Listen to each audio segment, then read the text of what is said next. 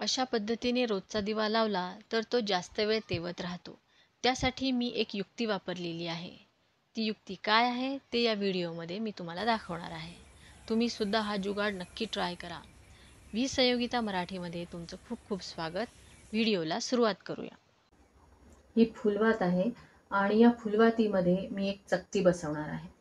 अशा पद्धतीची एक चकती मी या फुलवातीमध्ये बसवणार आहे आणि या चकतीला एक छिद्र आहे, होल आहे.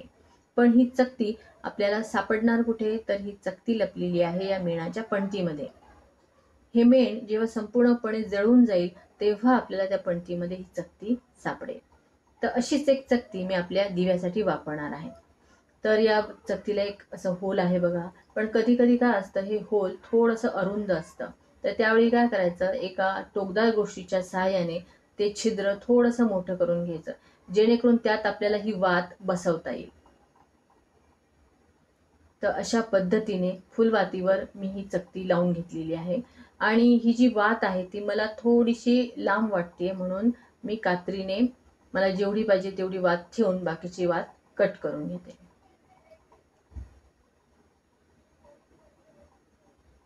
अशा पद्धतीने दिवा लावला तर दिव्याची जी ज्योत आहे ती शेवटपर्यंत आपण आता जेवढी सेट केलेली आहे तेवढीच राहते, मोठी होत नाही.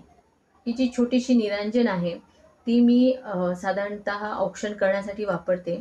एकदा माझ्या मुलाचं औक्षण करताना ती फुलवात एकदम म्हणजे ती ज्योत एकदम मोठी होऊन गेली आणि तो खूप घाबरला. त्यानंतर तो औक्षण करायलाच घाबरायचा.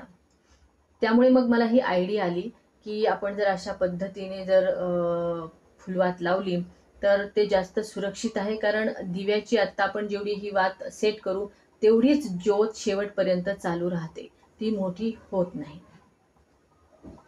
चला दिवा लावून घेऊया.